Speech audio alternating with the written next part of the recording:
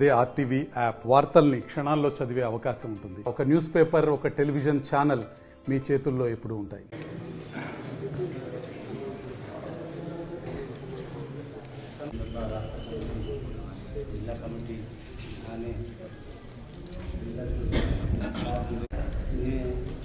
बता देते कि 1/70 चट्टा मिंजरे अजून गिरे झोपितेन म्हणतात. ఒకవేళ ఊరు టీఓ కలెక్టర్ ఏజెన్సీ కలెక్టర్ फिर गोरेगिरी संघाल के बस संघाल बता काम कीचर म्हणतात దాని గురించి ఊరిగిరే రిమోవ్కి గిరే కొన్ని నియమ నిబంధనలకు కంపల్సరీ ఇది రాయ్ సెంటర్ జిల్లా పరిధిగా మనతా రాయ్ సెంటర్ కుంగిరే జిల్లా సార్ मामूल समझी ऑक्युपाई किंवा मावा बाधत मावा समाज आदिवासी समाज म्हणजे विचार व्हायला आणि पकडबंदीगा जिल्हा साहेबांनी येऊन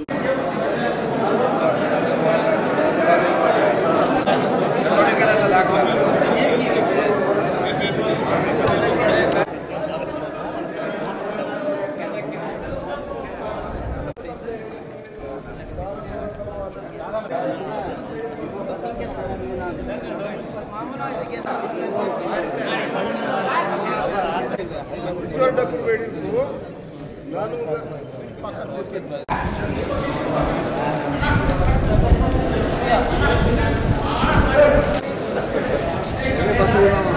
అంతేనా?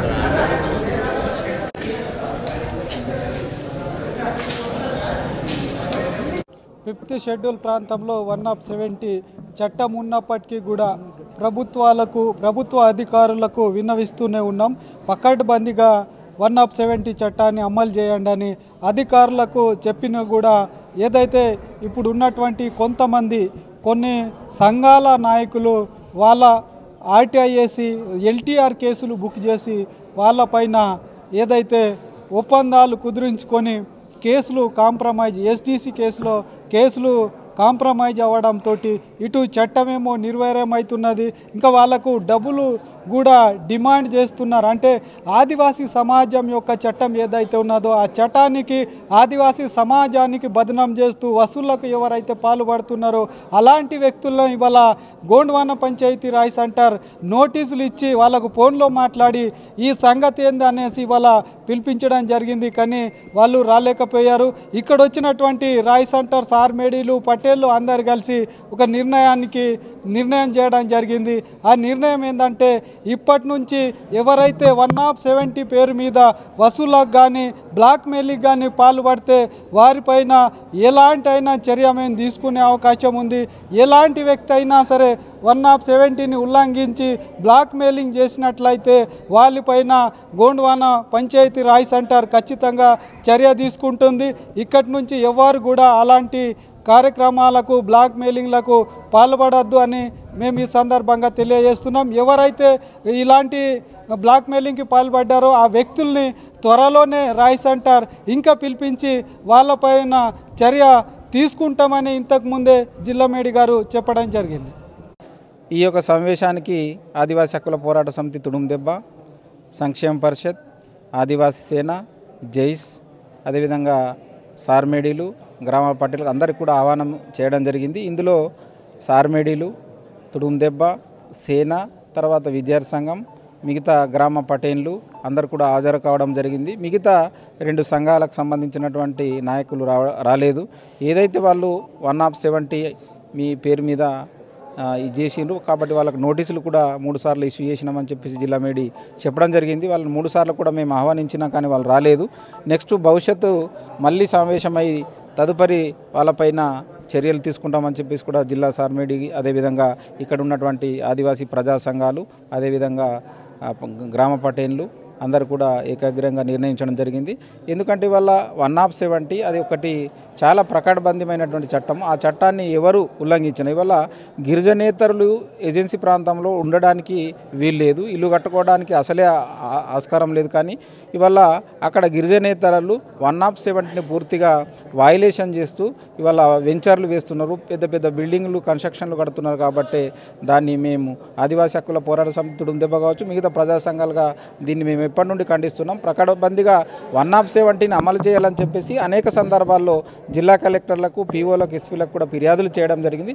దాన్ని కొంతమంది అడ్డం పెట్టుకుని ఆదివాసీ నాయకులు ఇవాళ ఆర్టీఐలు వేసి వాళ్ళతోటి కాంప్రమైజ్ అయ్యి డబ్బులు తీసుకుంటారని చెప్పేసి ఇక్కడ గోండవాన పంచాయతీ రాయ్ సెంటర్ జిల్లా మేడి అదేవిధంగా ఇక్కడ ఉన్నటువంటి రాయ్ సెంటర్ సార్మేడీలకు ఫిర్యాదు రావడంతో వాళ్ళు 3 సార్లు కూడా సమావేశపరిచిండ్రు, వాళ్ళకు నోటీసులు ఇష్యూ చేసిండ్రు, ఫోన్ల ద్వారా చెప్పిండ్రు. వాళ్ళ హస్తమన్నకు కానీ రాలేదు. కాబట్టి మళ్ళీ జిల్లా సార్మేడి గారు దాన్ని వాయిదా వేస్తూ మళ్ళీ ఒకసారి వాళ్ళతోటి కూర్చొని వాళ్ళని పిలిపించి వాళ్ళతో మాట్లాడిన తర్వాతనే వాళ్ళపై చర్యలు తీసుకుందామని చెప్పేసి ఇక్కడ ఏకాగ్రంగా అందరూ కూడా నిర్ణయించడం జరిగింది. కాబట్టి ఏది ఏమైనప్పటికీ కూడా ఆల్రెడీగా మా జిల్లా మేడి దృష్టిలోకి వచ్చినాయి. వాళ్ళు పేర్లు కూడా వాళ్ళ నోటీసులు కూడా ఇష్యూ చేయడం జరిగింది. మొత్తానికి 7 పేర్లు ఉన్నాయి. ఆ 7 పేర్లలో జిల్లా మేడి దృష్టికి వచ్చిన ఈ 7 పేర్లన్నీ కూడా అందరికీ చెప్పడం జరిగింది. నైతం బాలు, మెస్రం ఆనందరావు, బిపిన్, మెస్రం ప్రకాష్, జైస్ ఇలాంత. ఇప్పుడు నైతం బాలు సంక్షేమ పరిషత్, మెస్రం ఆనందరావు జైస్, బిపిన్ కుమార్ ఏమో జైస్, మెస్రం ప్రకాష్ జైస్, నైతం గణేష్ జైస్, తొడసం శంకర్ జైసే, సిడం సునీల్ కుమార్. ఇట్లా వీళ్ళు 7గురు ఆర్టీఐ వేసి గిరిజనేతరుల దగ్గర డబ్బులు చేయడానికి ప్రయత్నాలు చేసిందని చెప్పేసి ఇక్కడ వడగామ రాయ్ సెంటరు, అదేవిధంగా ఇంద్రవెల్లి రాయ్ సెంటర్కు, అదేవిధంగా కేసులాపూర్ రాయ్ సెంటర్కు, జిల్లా మేడికు ఫిర్యాదులు అందినాయి. వాళ్ళ దగ్గర కొన్ని ఆధారాలు కూడా ఉన్నాయని అంటున్నారు. కాబట్టి వాళ్ళను 3 సార్లు కూడా ఆహ్వానించడం జరిగింది. కానీ వాళ్ళు 3 సార్లు కూడా రాలేదు. కాబట్టి మరో అవకాశం ఇద్దామని చెప్పేసి కూడా మేమందరం చెప్పడం జరిగింది. మళ్ళీ ఒకసారి తప్పకుండా వాళ్ళు వచ్చి ఈ యొక్క సమస్యకు ఫుల్ స్టాప్ పెట్టాలని చెప్పేసి వాళ్ళకు కూడా మేము విజ్ఞప్తి చేస్తున్నాం. తప్పకుండా మనం ఖచ్చితంగా 170ని పకడ్బందీగా అమలు చేయడం కోసం మీరు పోరాటం చేయండి, కానీ ఈ రకంగా చేయొద్దని చెప్పేసి మేము విజ్ఞప్తి చేస్తున్నాం.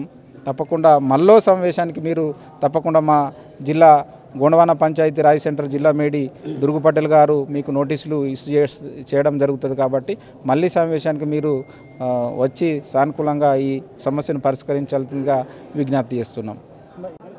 కేస్లాపూర్ నాగోబా దర్బార్లో రాయ్ సెంటర్ ఒక మీటింగ్ పెట్టడం జరిగింది.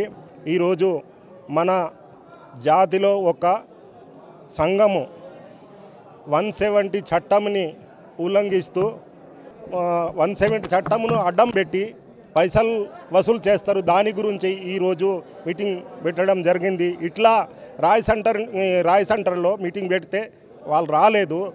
అందున ఏమంటే మన రాయ్ సెంటర్కి చెడ్డు పేరు, చట్టమును అడ్డం పెట్టి పైసలు వసూలు చేస్తే చెడ్డ పేరు, ఆదివాసీలకి చెడ్డ పేరు వస్తుంది అని మేము రాయ్ సెంటర్లో మీటింగ్ పెట్టినాం. అయితే వాళ్ళు నా ఫోన్ మాట్లాడి కూడా రాలేదు.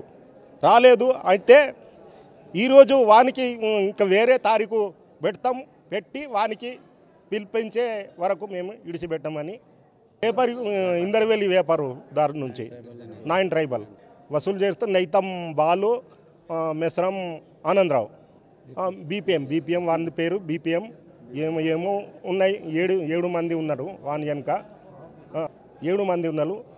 మరిన్ని వీడియోస్ కోసం ఛానల్ ని సబ్స్క్రైబ్ చేయండి. లేటెస్ట్ అప్డేట్స్ కోసం వాట్సాప్ ఛానల్ ని ఫాలో చేయండి. అండ్ లింక్ డిస్క్రిప్షన్ లో ఉంది.